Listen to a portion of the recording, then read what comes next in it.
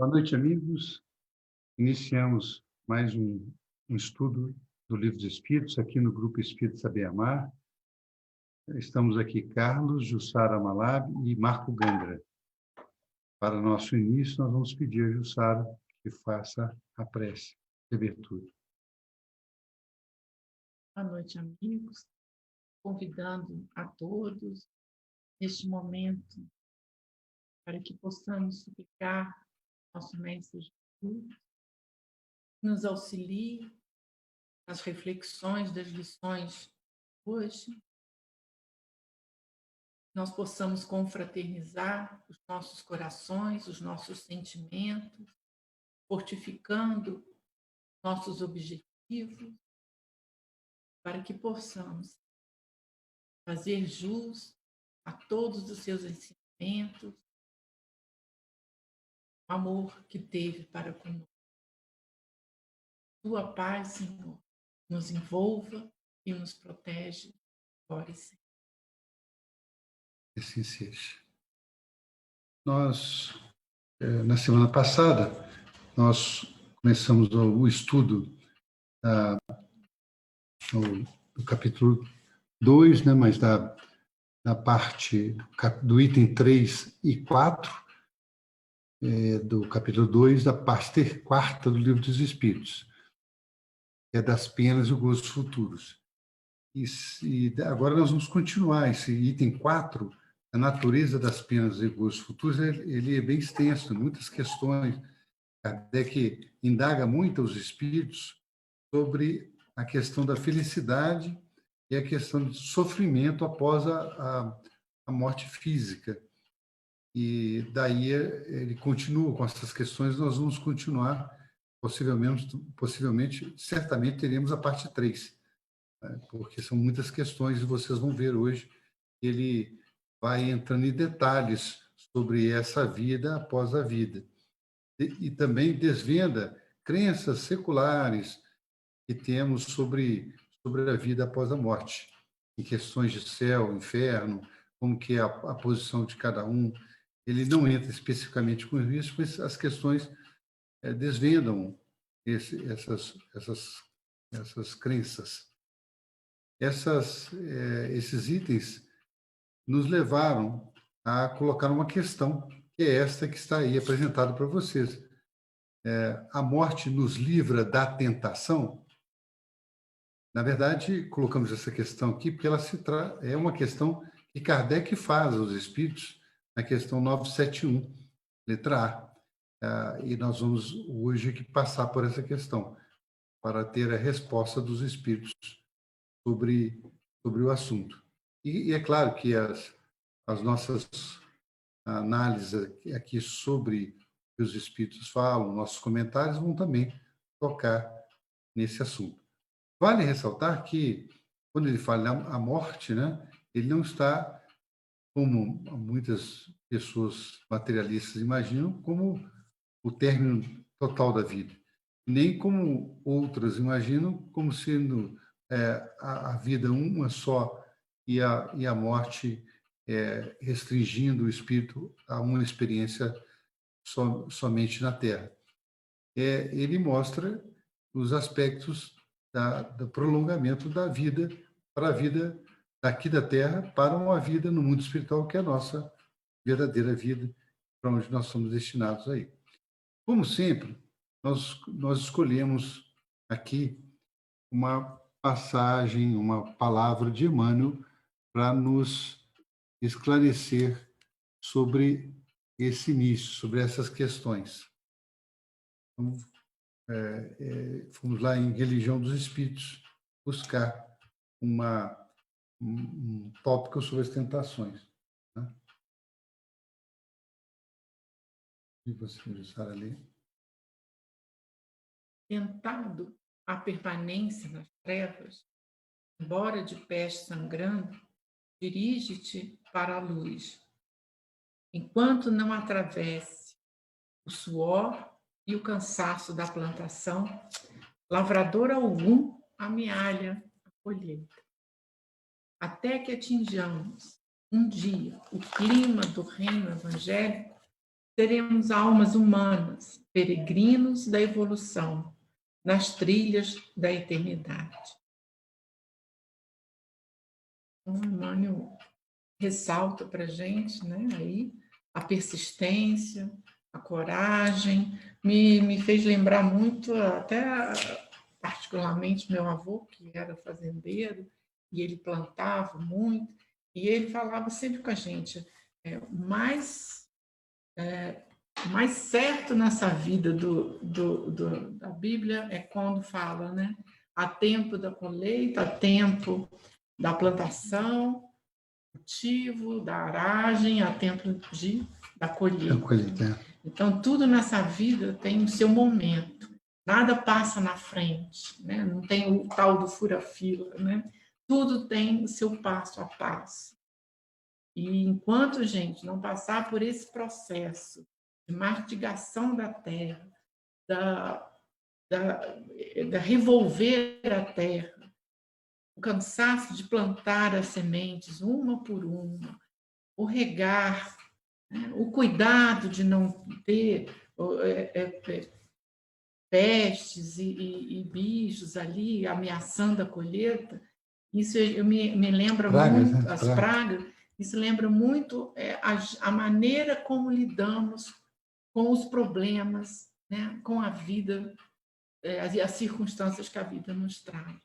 Então, exige todo o carinho, a atenção que a gente deve nos dispor a nossa vida ao dia a dia, principalmente quando a vida nos coloca numa situação complicada, né? Difícil, que nos leva à dor, ao sofrimento. Então, tudo tem o seu momento. Pois é, e mais uma vez, Emmanuel traz conselhos de luz para a gente, né? Conselhos luminosos, como a Jussara colocou aqui, lembrando a questão do lavrador, da colheita, né? E mostra tudo isso, a comparação com as conquistas que a gente tem que realmente realizar no nosso espírito para atingirmos, como ele fala ali, o reino angélico. Então, a felicidade é o destino de todos nós. Embora possamos gastar muito tempo para chegar lá, achar que não, que as nossas dificuldades são grandes, mas, né, a felicidade é o destino de todas as almas. E o destino de todas as almas é viver em comunhão com Deus. É isso que ele coloca, né, na evolução, até atingirmos um dia, como ele fala, o clima angélico, e seremos almas humanas.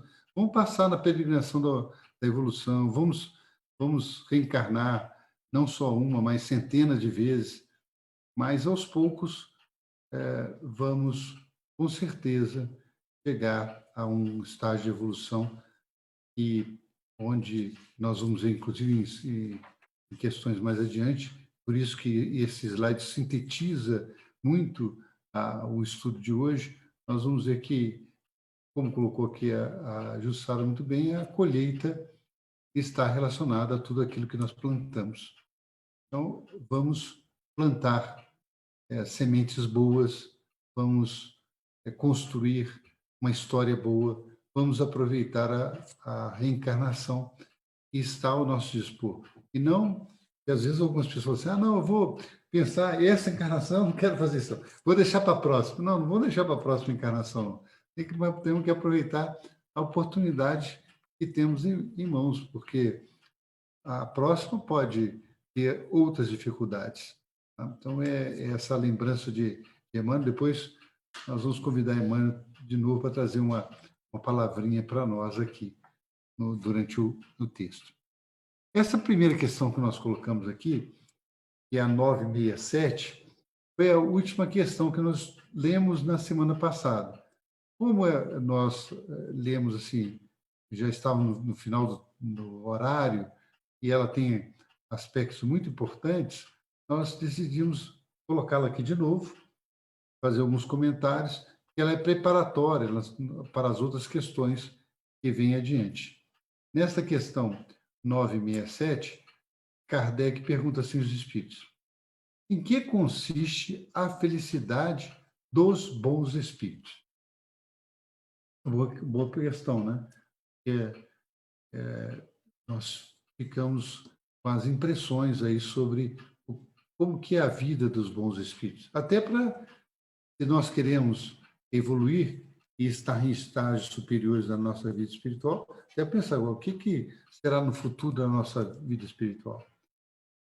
E os espíritos respondem: em conhecerem todas as coisas, em não sentir ódio, nem ciúme, nem inveja, nem ambição, nem qualquer das paixões que ocasionam a desgraça dos homens.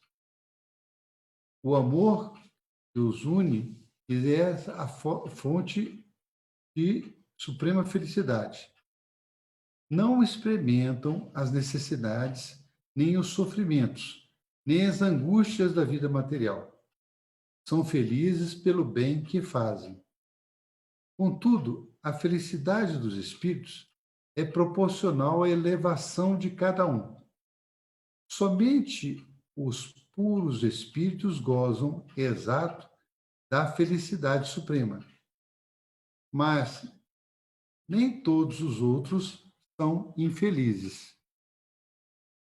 Entre os maus e os perfeitos, há uma infinidade de graus em que os gozos são relativos ao estado moral. Os que já estão bastante adiantados compreendem a ventura dos que os precederam e aspiram a alcançá-la. Mas esta aspiração lhe constitui uma causa de emulação, não de ciúme. Sabem que deles depende o consegui-la. E para a conseguirem trabalham, porém, com a calma da consciência tranquila. E ditosos se consideram por não terem que sofrer o que sofrem os maus. Então, esta é a continuação da questão 967, e nós vemos aí, em síntese, nesses dois slides, né, que os espíritos, na sua evolução, não, e quando chegam ao mundo espiritual, espíritos evoluídos no mundo espiritual, não estão lá em vida contemplativa, né, sabe? Como muitas vezes a gente foi criado, ou tem essa ideia de um céu contemplativo, né? Então, eles não estão nessa posição contemplativa. Não estão mais presos às paixões, sem a necessidade de sofrimentos. E a ascensão que eles têm, nessa ascensão, eles compreendem a necessidade de auxiliar aqueles que ainda estão em caminhada. Então, essa posição mostra que existe muito trabalho, existe muita atividade e proatividade nos espíritos superiores. E que nós também vamos ver aqui questões, Kardec vai entrar mais nesses tópicos, ele vai comentar mais sobre isso, e os espíritos, como nós, que aspiram à luz, não podemos ter ciúme daqueles que estão com a luz, daqueles que estão numa posição elevada, mas sim buscar essas conquistas dentro de nós pelo nosso esforço, pela nossa predisposição em vencer os nossos maus pendores, as nossas dificuldades, as nossas imperfeições. Então, isso que os espíritos mostram nessa resposta. Né? Me fez lembrar um pequeno texto, essa frase que Lázaro diz no Evangelho segundo o Espiritismo, e que nos coloca muito o objetivo, sintetiza muito o objetivo da nossa reencarnação. Né? Ele fala assim, está no livro do Evangelho segundo o Espiritismo: o sangue resgatou o espírito, ou seja, o sangue seria a reencarnação, resgata o espírito, atrai o espírito para o seu desenvolvimento. Uhum, isso. E o espírito, na reencarnação, o espírito tem hoje de resgatar a matéria, ou seja, resgatar do gozo dos materiais, tirar dali, né, suplantar dali o homem. Então ele fala assim: o sangue resgatou o espírito. E o espírito hoje tem o compromisso de resgatar da matéria o homem evoluído. Né? O homem muito bonito isso, né?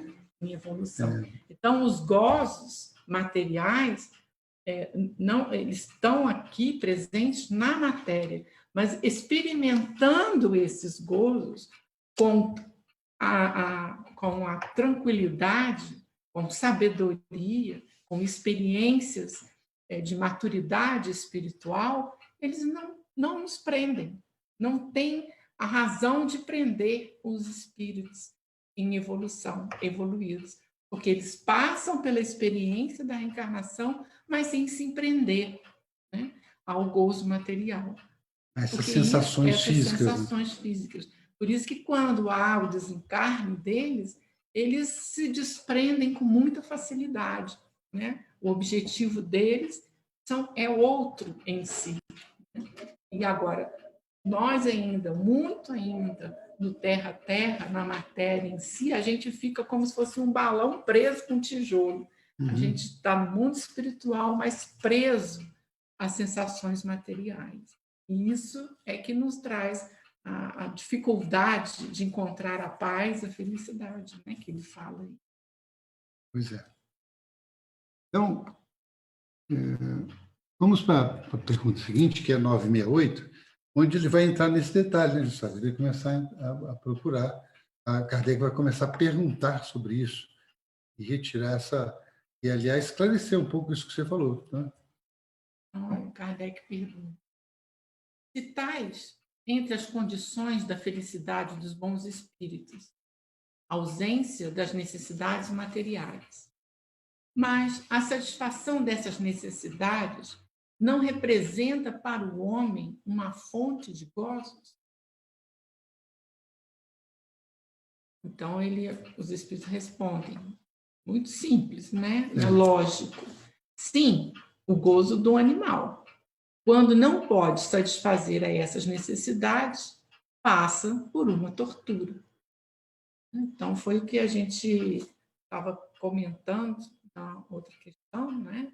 Aquele que passa pelo gozo, né, das matérias, das sensações, como o Carlos disse, material, mas que, ao desencarnar, ainda fica preso, ele se tortura. É o que os espíritos falam aí, né? E claro que existe um tempo para que a gente possa nos desprender, mas o objetivo seria esse: evoluir a matéria e nos evoluir. Pois é, porque a gente... a pergunta reflete esse nosso entendimento, muitas das questões das necessidades materiais, né? E tentando imaginar como que é a vida dos espíritos pela nossa vida aqui de necessidades materiais. Mas o gozo em si dos espíritos superiores, quer dizer, a felicidade dos espíritos superiores, não está na questão, como ele fala assim, do gozo animal, nas sensações, né, da matéria. A base da felicidade é outra. Né? Então, eles entendem que essas sensações materiais, que todas as relações nossas com a matéria são etapas da nossa evolução, são necessárias, mas entendem que isso é uma etapa que tem que ser vencida. O que o espírito evoluído realmente detém não é nada de material, mas sim o de intelectual, sentimental, moral, são conquistas como a gente diz, né, da razão e do sentimento. Então, isso que são a felicidade que trazem satisfação para os espíritos. E a gente vê, né, nos livros de André Luiz, nós estamos cansados de ver, né, as sensações da materialidade, né, que são quintessenciadas no qual o objetivo até da nutrição, da sexualidade no mundo espiritual é completamente diferente o objetivo dele, quando à reencarnar. medida que evolui, vai se distanciando, mas no mundo espiritual mais baixo, né? No umbral mais baixo, ele está muito próximo da Terra, até ele fica muito ligado, né? Inclusive, se a gente não tem o critério, a disciplina, né, o pensamento honesto mesmo, a gente é um prato feito. E os espíritos, nos contatos, nas reuniões mediúnicas, em todo contato que a gente tem com o mundo espiritual, a gente vê que muitos espíritos nem percebem que é desencarnado, porque estão tão ligados à matéria, tão presos ainda, usando a matéria, que nem não compreendem essa questão da desencarnação, da outra vida, né? E parece que estão ainda vivendo aqui essa vida, né? Com as mesmas sensações, com as mesmas necessidades, embora não tenha mais essa necessidade física que tinha aqui na Terra. Mas esse aspecto ainda fica agregado no espírito, que dá muito valor à matéria, que sobrevaloriza as sensações. Então, tudo isso são coisas que nós temos que saber aprender a superar. Até a nossa relação hoje aqui encarnada com essas sensações da materialidade, ela deve ser disciplinada por nós, porque um dia vamos deixar, mas a gente tem que ter vigilância para que a gente não sirva de pasto, vamos assim dizer, para os espíritos desencarnados que ainda estão muito ligados nessas questões. Por isso que Kardec vai adentrar no assunto e vai fazer a outra pergunta. Para esclarecer essa questão, finalmente, dos espíritos superiores, ele pergunta assim, na questão 869. E se deve entender quando é dito que os espíritos puros se acham reunidos no seio de Deus e ocupados em lhe entoar louvores. Nós já ouvimos isso também, né? Essa questão que Kardec colocou. Né? E se deve entender quando é dito que os espíritos puros se acham reunidos no seio de Deus e ocupados em lhe entoar louvores. A resposta não podia ser diferente. Olha o que os espíritos falam para a gente. É uma alegoria indicativa da inteligência que eles têm das perfeições de Deus, porque o veem e o compreendem, mas que, como muitas outras, não se deve tomar ao pé da letra. Tudo em a natureza, desde o grão de areia, canta, isto é, proclama o poder, a sabedoria e a bondade de Deus. Não creais, toda a vida, que os espíritos bem-aventurados estejam em contemplação por toda a eternidade, que é a visão que se tem, né? Seria uma bem-aventurança estúpida e monótona. Por além disso, a felicidade do egoísta, porquanto a existência deles seria de uma inutilidade sem termo. Estão isentos das tribulações da vida corpórea. Já é um gozo. Quer dizer, estar, né, isento das tribulações da vida corpórea já é um gozo. Depois, como dissemos, conhecem e sabem todas as coisas. Dão útil emprego à inteligência que adquiriram, auxiliando ao progresso dos outros espíritos. Essa é a sua ocupação, que ao mesmo tempo é um gozo. Então, com essa resposta, os espíritos complementam, né, explicam melhor aquilo que já haviam iniciado a dizer na questão anterior. Né? Essa abordagem dos espíritos superiores em relação à utilização do tempo que eles têm, em relação à utilização de todos os recursos que eles têm, não é como se pensava ficar tocando a harpa no céu, né? Mas nós já estudamos aqui na lei do trabalho. Lei do trabalho. Na verdade, de crescer no conhecimento, crescer no sentimento e procurar desenvolver aqueles que estão ainda no estágio de crescimento espiritual. Então, não tem nada de contemplação.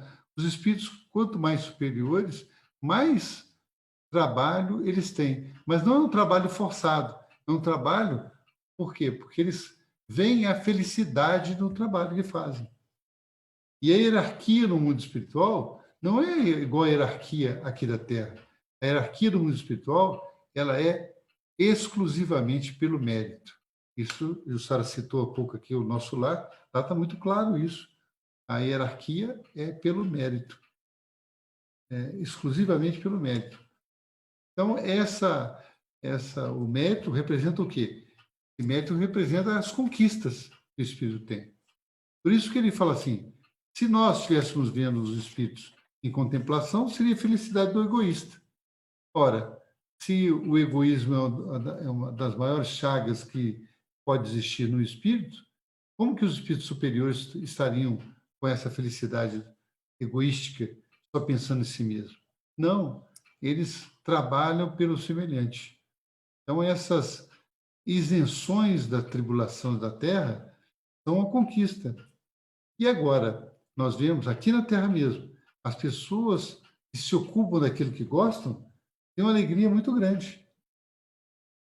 Isso nós vemos. E quem se ocupa daquilo que ama não precisa aposentar, não vai deixar de trabalhar. Ele ama aquilo que faz e aquilo lhe dá extrema satisfação. Assim também acontece com os espíritos superiores, que têm extrema satisfação em auxiliar, extrema satisfação em aprender, em desenvolver as questões da A alma. gente não consegue compreender, porque a gente fica muito restrito ao tipo de felicidade, de prazer momentâneo que a matéria nos traz. Então, é difícil compreender, né, o tipo de felicidade e de satisfação que deve ser, né, a recompensa do próprio espírito, né? Francisco de Assis falava, né, que o receber está no ato de doar. Eu custei entender isso, mas é isso aí, né? A felicidade que a gente sente, ela está no ato de doar, né? De trabalho ao próximo, de construir, né? Ajudar a construção de Deus, né? Porque como que Deus age em nossas vidas, toma conta, nos orienta e tudo, através dos amigos espirituais. Isso mesmo. São co-criadores. Então, é através dos amigos espirituais que a vida prossegue com estrutura, com harmonia, a tranquilidade e serenidade que deve ser. Agora vamos ver o outro lado, né? Por isso que na questão 970 ele agora vai falar dos espíritos inferiores, né? Dos sofrimentos. Então ele diz, né? Ele pergunta assim: em que consistem os sofrimentos dos espíritos inferiores? E os espíritos respondem: são tão variados como as causas que os determinam e proporcionados ao grau de inferioridade, como os gozos o são ao de superioridade. Podem resumir-se assim: invejarem o que lhes falta para ser felizes e não obterem, verem a felicidade e não poderem alcançar, pesar, ciúme, raiva, desespero, motivados pelo que os impedem de ser ditosos, remorsos, ansiedade moral indefinível, desejam todos os gozos e não os podem satisfazer. Isso, né, eis o que os tortura. Então, essa pergunta faz parte todo do raciocínio lógico que Kardec veio trazer, tirando, né, dos espíritos para que a gente possa ter a compreensão do todo. Então, ele coloca para a gente. Mas, então, qual é o sofrimento dos espíritos inferiores? Né? Então, é o que ele fala. Os espíritos... a gente leva, né? Como que vai ser a nossa vida no mundo espiritual? É o tipo de vida que a gente leva no mundo material. É a sequência, né? Se você não sabe controlar, não sabe trabalhar, não sabe usar as coisas materiais, né? E as dificuldades, né? Não consegue compreender que as dificuldades não é um castigo, mas as dificuldades são ensinamentos para a gente, né? Você não sabe interpretar isso, claro que nós vamos levar para o mundo espiritual toda a dificuldade que a gente já vive aqui no mundo material, né? Então, eu vejo assim, é como uma bola presa numa pedra. Seu corpo defina, né? Acaba ali, mas o seu espírito fica ligado a ele, né? Aos gozos daqui da terra. E o pesar, o ciúme, a raiva, isso tudo faz parte da infantilidade do espírito ainda. Nossa, ainda. É muita infantilidade nossa. E eu achei mais interessante no final, cara, que o que mais, né, consiste no sofrimento da gente, né, dos espíritos inferiores, é a nossa própria tortura, ou seja, nós mesmos é que nos prendemos, sentimos culpa, sentimos torturados, nós não entendemos que Deus nos ama, que Deus está sempre do nosso lado, que é misericordioso, a gente não consegue compreender isso. E aí a gente se prende, né? Se define como a materialidade. Ali está muito claro, essa resposta é muito clara, que a felicidade não vem das questões materiais, até na vida mesmo a gente sabe disso. Tá? Nós conhecemos muito bem essa história. E ele diz ali que os sofrimentos são variados, como variados também a experiência de cada espírito. Aquilo que aquele espírito dá mais valor, aquele que está mais apegado. Então, muitos conseguem perceber a questão da expressão espiritual, outros não, mas sentem necessidades.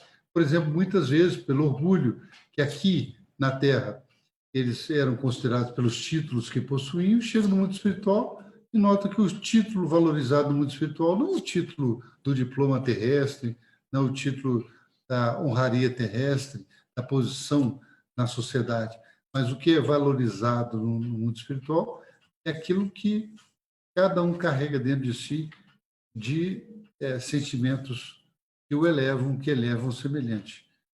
E que nós poderíamos ter, por exemplo, no mundo espiritual, um grande intelectual, mas que não gera luz nenhuma para o semelhante, não auxilia ninguém com o seu intelecto. Aquele que aqui na Terra estava acostumado ao poder das moedas e chega no mundo espiritual não pode nem tocar em nada das moedas, não lhe pertence mais. As moedas são, os recursos materiais são o quê? São bênçãos que Deus nos dá para a nossa evolução. Aqueles que não têm ninguém trazendo para ele lembranças boas sobre ele, quando desencarna, fazendo uma prece para ele, agradecendo, trazendo lembranças boas. Tudo isso o Espírito sente, né? Quando as pessoas vibram por elas. E qual é a alegria do Espírito quando tem alguém que lhe agradece por algum ato aqui na Terra, porque essa é a verdadeira valorização que ele faz da vida no mundo espiritual. Imagina também o sofrimento dos espíritos apegados à Terra e vendo os parentes brigar pela herança, ou vendo os bens que eles acumularam sendo dissipados. Então, tudo isso traz sofrimento aos espíritos que estão apegados às questões materiais, que ele chamou ali de espíritos inferiores, são espíritos como nós mesmos, ainda ligados às questões da Terra. Então, percebe-se que, ele destacou ali, a Jussara até lembrou, né? Pesar, ciúme, a raiva, mas ele fala do remorso também, né? Sobre as atitudes e da perda de tempo que trazem consequências para o espírito. Além disso, ele destaca também o ciúme, né? O ciúme daqueles que têm aquilo que ele não tem, projeção no mundo espiritual. E isso é que muitas vezes gera a revolta dos espíritos que ainda não têm luz própria. Como aqui na Terra tinha projeção e lá não tem, gera revolta por não serem considerados da mesma maneira que eram aqui na Terra. Então, isso é um processo que só com o tempo nós vamos entender, nós como espíritos ainda inferiores, necessitados ainda de aprender, de passar por essa experiência, vamos desenvolver para essa nova realidade. E é por isso que nós chamamos de novo Emmanuel, para trazer a sua sabedoria aqui.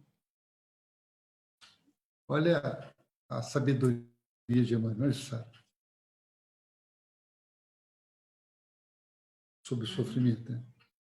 O sofrimento é sempre um convite da vida a fim de aceitarmos uma entrevista. Muito simples e objetivo. Né? Não, mas bem, bem simples nas palavras, né? Sucinto, mas bem profundo. Como é a característica de Emmanuel, né? Ele é sucinto, mas profundo.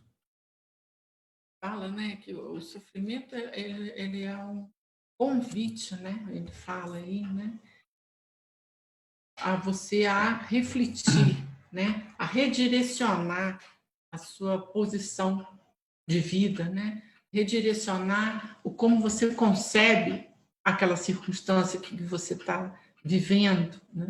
Então, tanto o sofrimento físico, quanto a dor física, quanto a dor emocional, ela é educativa. Ela nos faz a repensar naquilo que a gente está precisando melhorar a maneira como estamos levando a vida, nos relacionamentos, ou até no comportamento do dia a dia, com a alimentação, com a atividade física, né, o que a gente consome. O sofrimento é aquela alavanca educativa para a gente, para o espírito. É um alerta. Pois é. Por isso que ele diz que é um convite, como você destacou aí também, reforçou, né, para a entrevista com Deus. Mas a entrevista com Deus é nós para com Deus. Né? E essa entrevista vai mostrar o nosso passado, nossa experiência passada, o nosso pensamento, porque todos nós refletimos isso ao nosso redor. Então, quando vamos nos entrevistar com Deus, nós estamos levando para essa conversa todos essas conquistas e falhas e dificuldades que nós temos, vindos do nosso passado, do nosso presente, as nossas atitudes, as nossas companhias. Então, essa a nossa ligação com os espíritos e com Deus vai mostrar quem somos nós. Na entrevista com Deus, nós vamos mostrar quem somos nós. Agora, para nós aceitar, para entrarmos nessa entrevista, a porta de entrada, o convite, a habilitação para essa entrevista é a nossa purificação. E por onde que vem essa purificação? Ele vem, muitas das vezes, no sofrimento, porque não que seja obrigatório sofrer, é porque, como nós estamos muito apegados às questões materiais ainda, o nosso desligamento disso gera um sofrimento, né? Gera uma necessidade de se desprender de hábitos velhos e adquirir hábitos novos. Isso é um sofrimento, né? É um processo onde o homem vai crescer como um espírito que está a caminho da perfeição. Então, seguindo aqui no Livro dos Espíritos, nós temos uma outra questão, que é a 971, que esclarece sobre um tópico que é da influência dos espíritos na nossa vida. Né? A questão é o seguinte, é a 971. É sempre boa a influência que os espíritos exercem uns sobre os outros? Veja que aí está falando de uns sobre os outros, né? De um espírito com outro espírito. Sempre boa, está claro, da parte dos bons espíritos.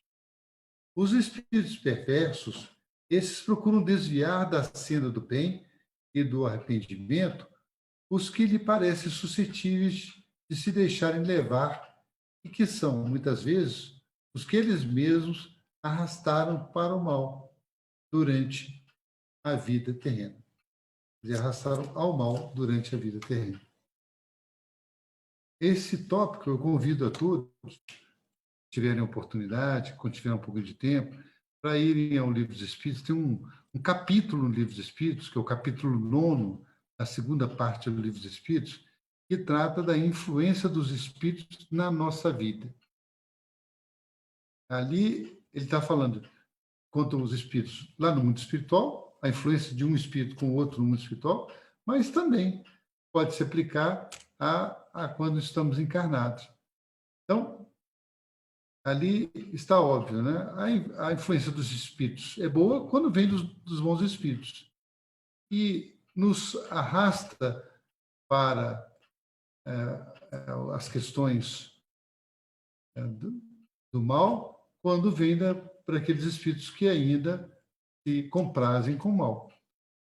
E eles vão só conseguir ter essa penetração dentro de nós se nós não conseguirmos reformular os nossos pensamentos, as nossas atitudes, o nosso clima mental, porque é isso que dá a oportunidade da abertura do nosso interior para a influenciação negativa.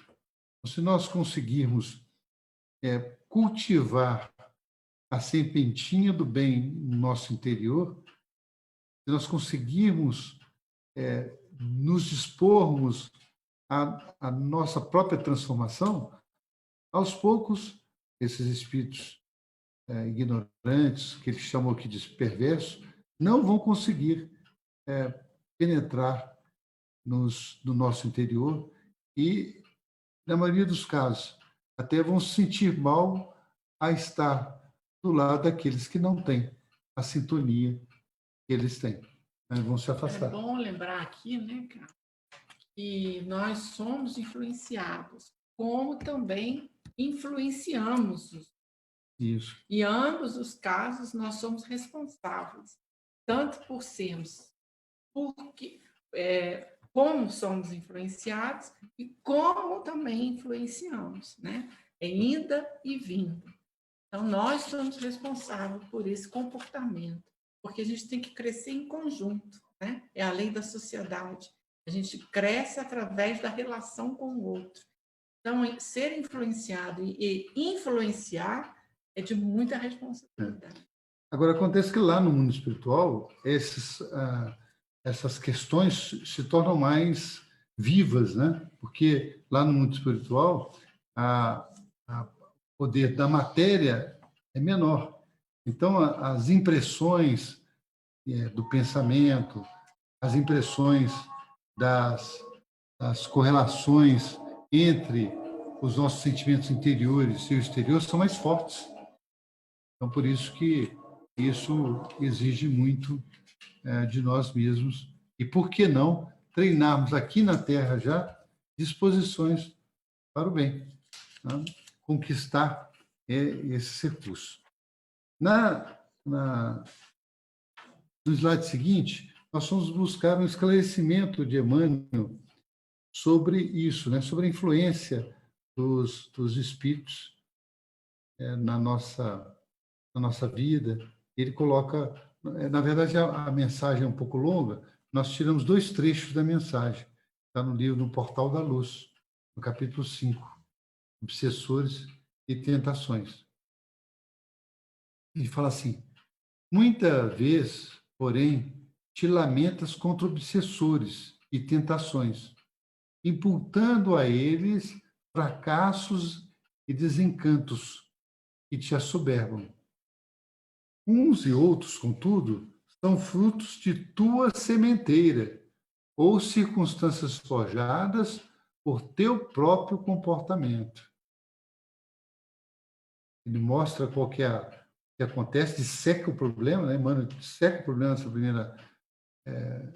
nas primeiras expressões que ele coloca aqui, mas depois ele vai dar a chave para a solução.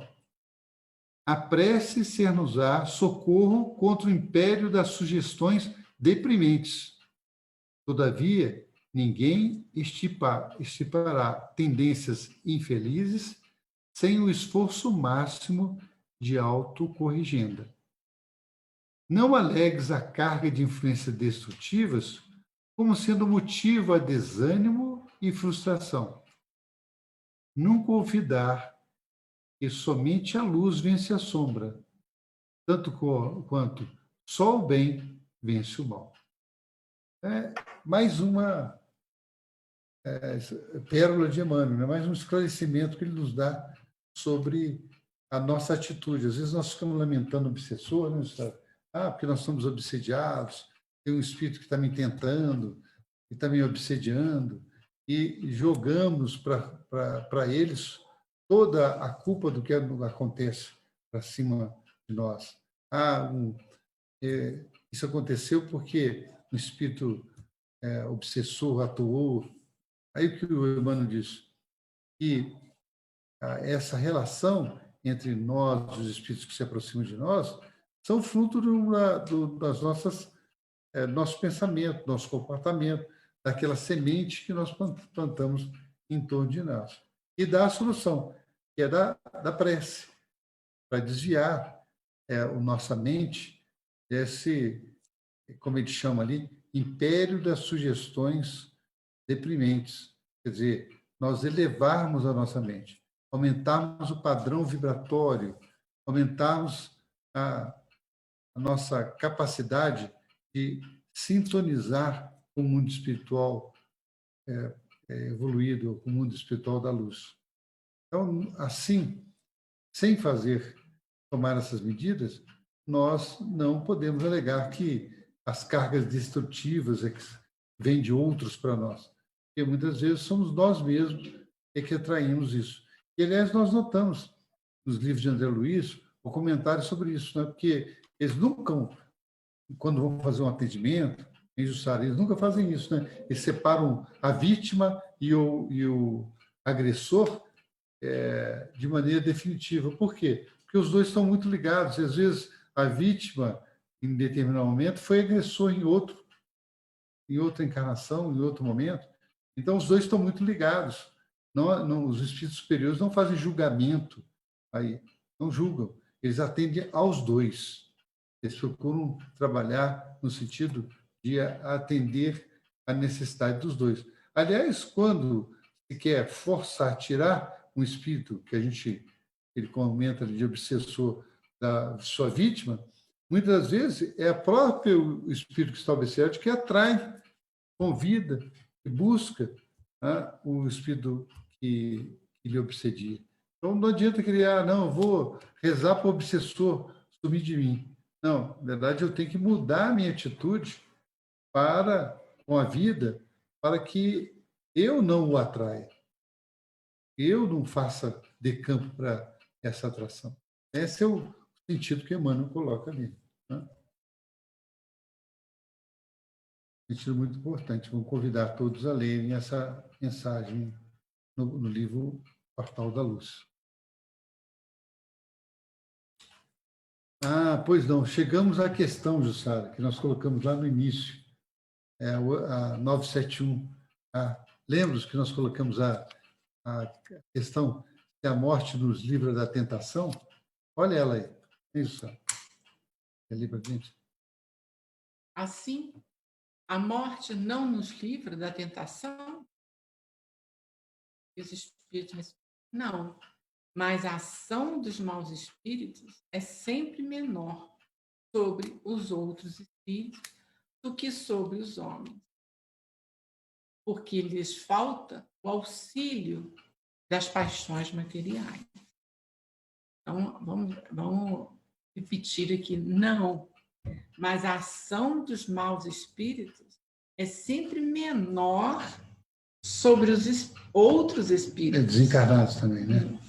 Do que sobre os homens, porque lhes falta o auxílio das paixões materiais. Materiais, porque ele já está desencarnado, né? Quer dizer, a não ser se ele esteja muito apegado à questão da matéria, então ele vai estar sob total influência desses espíritos maus, né? Mas, de qualquer maneira, como está no mundo espiritual, a influência da matéria é menor, né? E as necessidades que nós temos aqui estão lá refletidos são menores. É tão carente quanto ele, né? Então, por isso que eles atuam sobre o homem, a alma encarnada, que seria o homem, porque está diretamente ligado à matéria. Com mais facilidade. Com mais facilidade. Lá, menos facilidade. Mas, então, a morte nos livra da tentação? Não. Por quê? Porque a morte nada mais é a transição de um corpo, de uma vestimenta para outra. Nós estamos deixando a vestimenta de carne para estarmos no mundo espiritual com o nosso vestimento, que é o nosso perispírito. Tá? Então, ela não livra da tentação. A tentação no sentido de que nós entendemos que espíritos que são imperfeitos, maus, estejam procurando atrair para o jugo deles pelo nosso apego às questões, paixões a questões materiais. Mas Kardec ainda vai perguntar mais, né, sobre isso. Então, como procedem os maus espíritos para tentar outros espíritos, não podendo jogar com as paixões? Perceberam como está ligado uma questão com outra, né? Então, se eles não podem julgar com as paixões, como que eles procedem? Eles procedem para tentar outros espíritos. E ele diz, né? Os espíritos, as paixões não existem materialmente, mas existem no pensamento dos espíritos atrasados. É aquilo que nós estávamos comentando aqui. Os maus dão pasto a esses pensamentos, conduzindo suas vítimas aos lugares onde se lhe ofereça o espetáculo daquelas paixões e de tudo o que as possa excitar. Quer dizer, essa pergunta tem relação total com a anterior. Ele tenta explicar, espera aí, se os espíritos, então, estão no mundo espiritual, como que os espíritos maus vão tentar os espíritos se já não está ligado à matéria? Não tem mais a necessidade do estômago, né? E outras sensações. Mas ele diz assim, os espíritos esclarecem que, como nós sabemos, o espírito, quando desencarna, continua tendo as mesmas características mentais daqueles que tinham aqui, né, encarnados, quando estava encarnado. Então, ele diz, as paixões não existem materialmente, por causa do corpo físico, mas existem nos espíritos mais atrasados, o quê? Na mente, nos pensamentos, nas paixões. Né? Então, algum tempo atrás, nós estávamos falando com um pesquisador e estava desenvolvendo um aparelhinho que é bem conhecido, né, de tentar ouvir os espíritos. Né? Existem vários aparelhos assim sobre isso. E ele desenvolveu um aparelho bem simples. E com esse aparelho ele começou a ouvir os espíritos. Né? Só que ele diz o seguinte, que ele não entendia por que só ouvia espíritos em determinada área que de baixo calibre espiritual. Né? Ele só ouvia espíritos de baixo calibre espiritual. Ele não conseguia ouvir espíritos de alto calibre espiritual, porque ele estava sintonizado ali nas faixas desse tipo de espíritos. Ele que chegou, nos explicou que os espíritos superiores, eles não precisam de aparelho para se manifestar, eles se manifestam na medida que eles desejarem. Mas eles não querem se manifestar para não interferirem na nossa evolução. Eles se manifestam através da influência mental, mas não fisicamente. Raramente se faz fisicamente. Embora nós já temos visto isso de manifestações físicas também, de influência dos espíritos superiores, nossos guias, protetores, muitas vezes, em alguns casos, nós não reconhecemos, mas tem circunstâncias onde eles agem. Então, esse pesquisador chegou a essa conclusão, né? Ouvindo os espíritos. O aparelho dele, ele só conseguia ouvir espíritos que estavam ainda atrasados, né, na escala de evolução. E os espíritos superiores, só quando desejavam manifestar, é que se manifestavam. Então, assim, lá no mundo espiritual também, na pergunta que Kardec fez para entender, nós, embora não estejamos ligados aos prazeres físicos, às sensações físicas, nós podemos ser levados por esses espíritos, né, esses espíritos maus, para regiões onde possam ver cenas que os excitam, na violência, né, ou na avareza, ou qualquer coisa desse tipo. Então, esse espetáculo excita o espírito e deixa sob controle daqueles que têm o domínio dessa situação. Vamos ver a próxima questão, né, Sara? É a 872. Mas de que servem essas paixões, se já não têm objeto real? Nisso, precisamente, é que lhes está o suplício. O avarento vê o ouro que lhe não é dado possuir. O devasso, orgias em que não pode tomar parte. O orgulhoso, honras que lhe causa inveja e de que não pode gozar. É o que o Carlos tinha acabado de explicar, né? Por isso que tomam torturas, né? E por isso que eles manipulam os nossos pensamentos do homem encarnado para que através da gente, como os Espíritos falou, a gente serve de pastos para alcançar, né? Eles alcançarem a continuar nas suas paixões. E também lá no mundo espiritual, que eles se referem mais, né? No mundo espiritual, ele não tem mais o ouro ao seu dispor. Né? É por isso que eles sofrem mais ainda, né? Ou não pode ele vê as orgias, mas não pode participar diretamente, né? Isso, tortura. Ou mesmo inveja a honra que é dada para outros, por ele não tem à sua disposição. Então, isso é uma tortura para o espírito. E nesse tópico, Kardec ainda se aprofunda mais. Quais os sofrimentos maiores a que os espíritos maus se veem sujeitos? Não há descrição possível das torturas maiores e morais, desculpa. Não há descrição possível das torturas morais que constituem a punição de certos crimes. Mesmo o que a sofre teria dificuldades em vos dar dela uma ideia. Indubitavelmente, porém, a mais horrível consiste em pensarem que estão condenados sem remissão. Então, sempre se tem essa dúvida, mas como que é o sofrimento dos espíritos, né? Qual é o maior sofrimento dos espíritos?